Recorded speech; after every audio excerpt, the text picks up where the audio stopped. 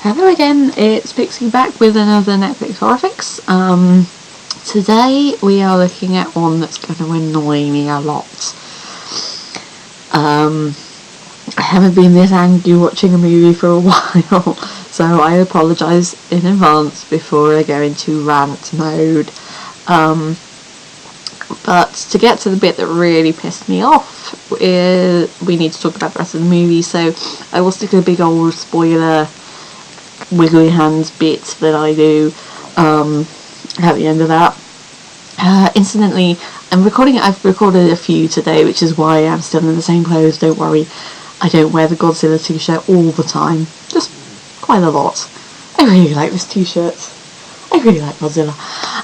Right, here we go. I'm going to actually talk about this thing. This is apartment 143. This is another haunting story. It's another found footage story, and that's not even getting to the annoying part. The idea with this one is that it's about a group of paranormal investigators. Oh dear, sorry. I've already had to restart this video once because I kept coughing, so I apologise in advance if I'm a bit croaky or gurgly or whatever. I don't know what's going on. I'm not particularly well at the moment. I'm not like ill, but I'm not well. Does your body do that? Maybe it's just me. Probably just me. I'm a bit weird. Yes, paranormal investigators. So we open up with a lad named Paul mugging really badly to camera, annoying his colleague Ellen immensely by insisting on calling her a secretary. I instantly didn't like this guy. And then their sort of boss is asleep in the back. His name is Dr. Helzer. Wow, that's the name for a paranormal investigator, huh? Paul ends up being increasingly less annoying as the film goes on. Ellen is probably the only not annoying character. Dr. Helzer, will get to him. So they arrive at apartment 143, which belongs to a Mr. White. Can't remember his first name. Not important. I'll just call him Mr. White. His daughter Caitlin, and their itty bitty 4-year-old child son. His name was Benny, I think. Now, the Benny character is actually one of the few really good ideas in this film, because it allows an excuse for loads of exposition as to how the paranormal investigative gadgets work. Now, me being me and having a weird and wonderful life, I've actually been to a couple of sort of ghost hunt things. I used to work in a theatre that was very, very haunted, and we used to rent it out in the evenings to people who wanted to search for ghosts, and I've never seen any gadgets that look like any of the things that these guys have. That said, are there really people who make a living out of this, like aside from like Derek Ancona or whatever his name is? Are there people who have not been on the telly who actually make a living doing this? Because the only ones I've come across in the UK are, amateurs who do this for fun. So, okay, they must have a bit of money in the bank to get all of these gadgets and gizmos, but this is not a full-time career. These people in this film seem to have a full-time career out of it and are camping out in this guy's home, but they don't seem to be charging for it either, which... guys, where are you getting your money from? Anyway, I'll get onto some of their gadgets later, because some of them are daft as hell and add to the annoyance of this whole rather irritating experience. But yeah, having the little kid there is actually really smart, because this kid, as kids are, is really interested in everything, wants to know how things work. And it actually ends up with some kind of nice characterization stuff going on, where the Paul character is making stuff up to sound cool. whereas Ellen is telling the kid the truth in sort of kid-friendly terms, and that works really well. You get the sense of this sort of relationship building between the child and these effective strangers, which is a smart idea. Unfortunately, one of the few smart ideas in this film.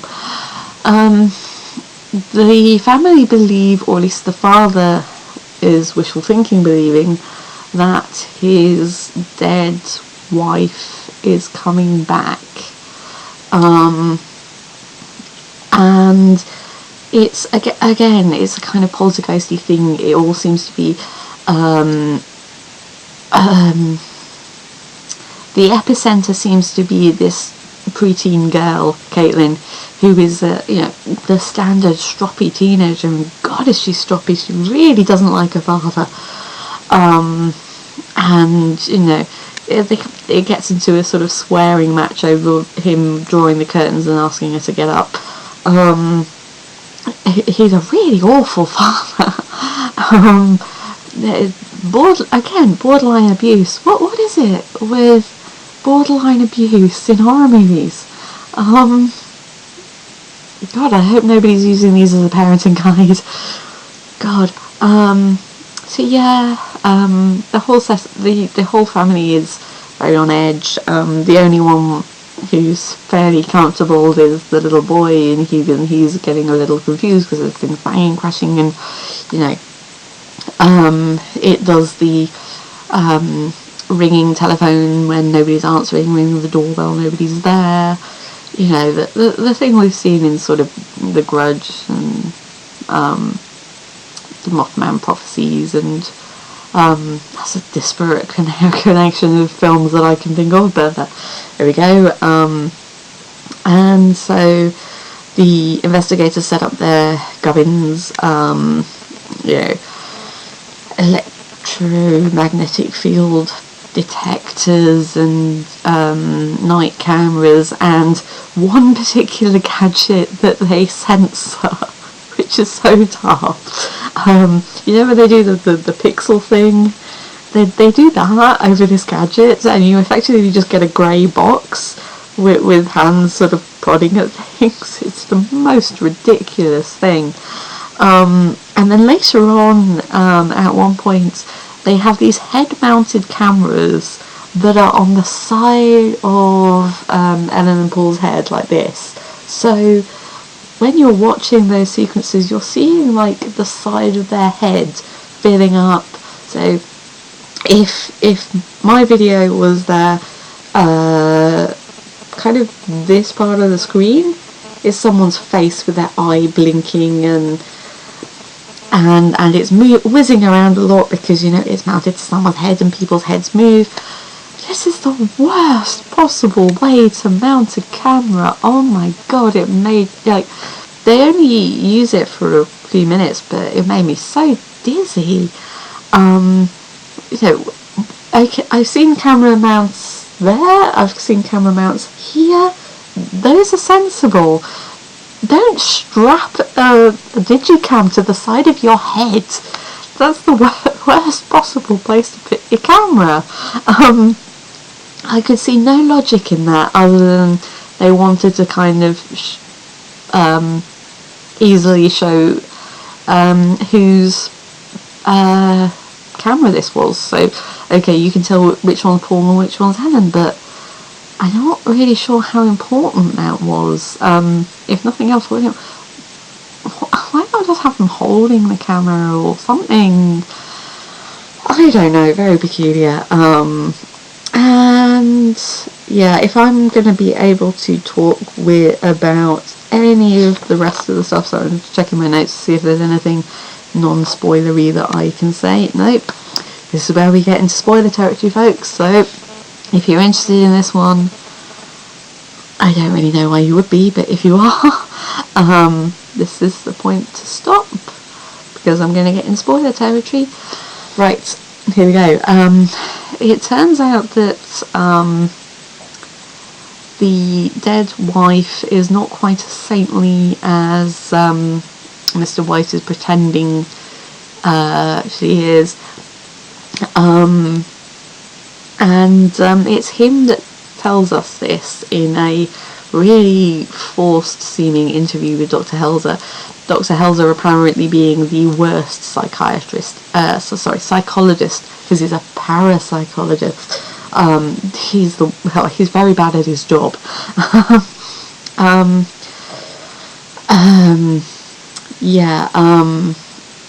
The wife apparently had some sort of schizophrenia and was off her medication, and also had an affair. And it turns out that the teenage girl walked in on the mother having this affair. And Mr. White uses various slurs to refer to her, which is nice. I mean, kind of understandable, but still. It's implied that it's not entirely clear, or maybe I'm just being really thick, but it's definitely implied that Mr. White killed his wife. It's certainly suggested that Caitlin believes that he killed her. And to be honest, but based on the way the character is portrayed, I would believe that he's very short-tempered. And this is where we get on to the thing that really pissed me off. So this is where big spoiler for literally like the last minute or so of the film. Dr. Helzer is apparently one of those paranormal researcher types who believes that poltergeist activity is caused by teenage girls being magic. And he talks about poltergeist syndrome, which I've only ever heard described in the sense of the child who is the epicenter being a little pain, basically, and pranking people. Apparently in the paranormal research world, the poltergeist syndrome is the idea that there is something sort of within the minds of repressed or particularly active-minded children that causes these events to happen by some sort of telekinesis. So like Carrie but not knowing she's doing it kind of thing.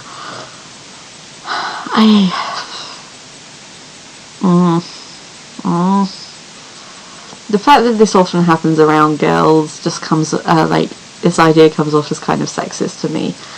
I mean, yeah, I'm kind of angry about that in itself. But it gets worse. Dr. Helzer explains this whole situation as, oh yes, well Caitlin, how does he word it? Caitlin apparently has the same diagnosis as her mother, i.e. she is also schizophrenic, and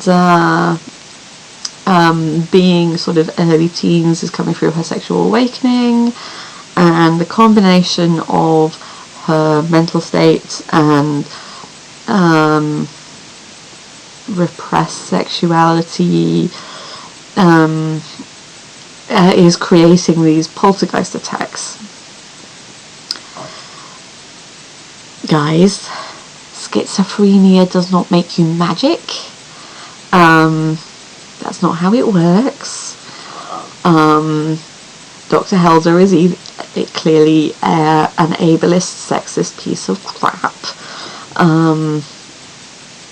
Madness doesn't make you magic. Madness does not make, mental illnesses. Sorry, I shouldn't say madness about schizophrenia, because it's perfectly possible to be perfectly functional as a schizophrenic. This whole thing just made me so cross. beyond anything else, if he'd kind of implied that, there goes my computer again, sorry, that's the light going bizarre. If he'd implied that it was the way the way Caitlin's father was acting affecting her mental state, which clearly it would do. I mean, his opinions about his wife, and specifically his wife's sexuality, and, you know, her affair, her psychosis, that if they'd implied that it was the pressures of her father causing these emotions, I could buy that slightly more than just saying, yeah, she's randy, she's repressed, and she's schizophrenic, so that makes ghosts happen. That's not how it works. That's not how... I kind of wish that mental illness made poltergeists happen, because that would make my life really fun. That would make a lot of people's lives really fun. It doesn't work like that. If they'd made it less sort of obvious that something unusual was happening, as opposed to, you know, it being in people's heads, then yeah, maybe I could buy it. But again, the things that happen in the house are not, you know, they're not, they're caught on camera. You know, you have doors opening and shutting, you have things moving around of their own accord, you have possessed Caitlin bodily throwing her father through a glass window. She's like 14 or something. Schizophrenia does not make 14-year-old girls able to do that. Not with the force that she does. Mental illness does not make you magic.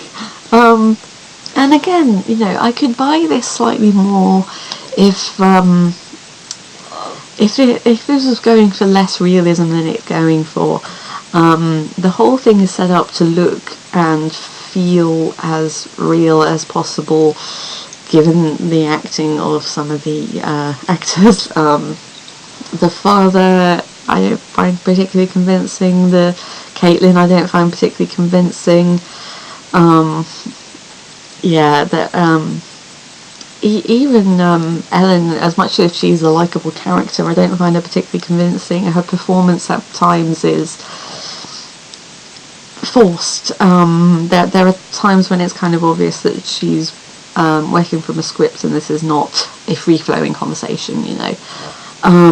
But visually and, you know, in terms of the way the camera shots work, they're trying to go for as much realism as possible, but they're also implying that schizophrenia is enough on its own to, or at least in the opinion of this one clearly batshit psychologist.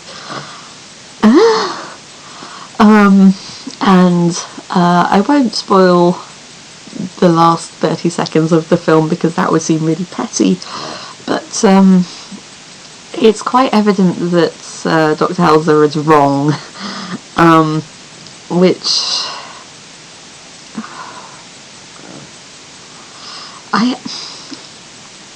I guess that kind of makes it slightly better in that, okay, we know that the filmmakers don't believe that mental illness makes you magic, but we're still kind of set up to believe that Dr. Helzer is a fairly intelligent person and his opinions are plausible and he's an expert. If he's an expert, then I worry for his profession.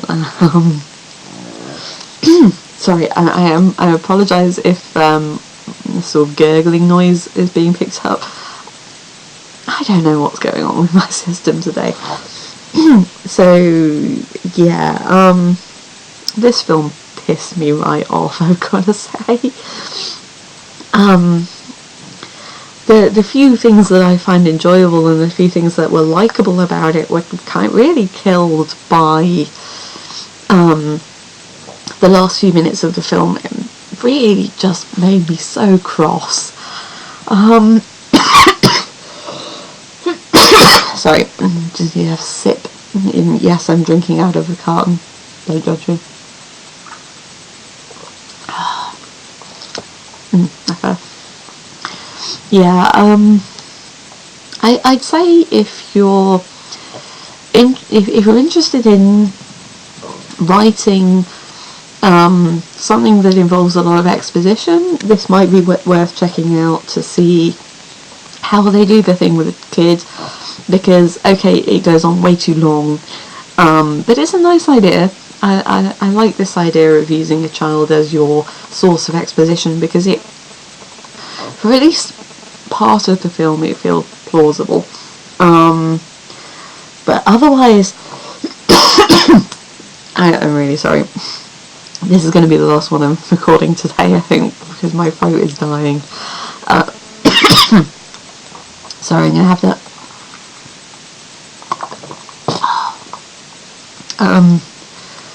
Oh dear.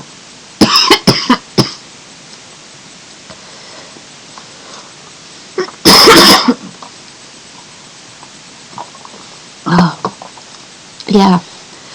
But other than that,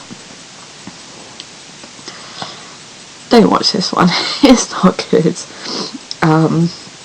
This is one to give a miss, I think, especially, you know, if you have any experience and with a mental illness, especially if you have any sense in your brain about mental illness.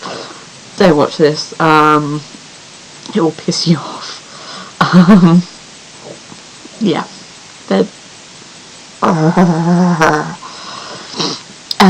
Next one coming up, I have much higher hopes for. Oh dear, I'm so sorry. Next one on the list is The Babadook, which I don't know a huge amount about in terms of plot, but I've seen some very good reviews. I've heard very good things about, so every finger crossed, all the fingers crossed, that this will be a good one. I mean, God, it can't be any worse than this one was.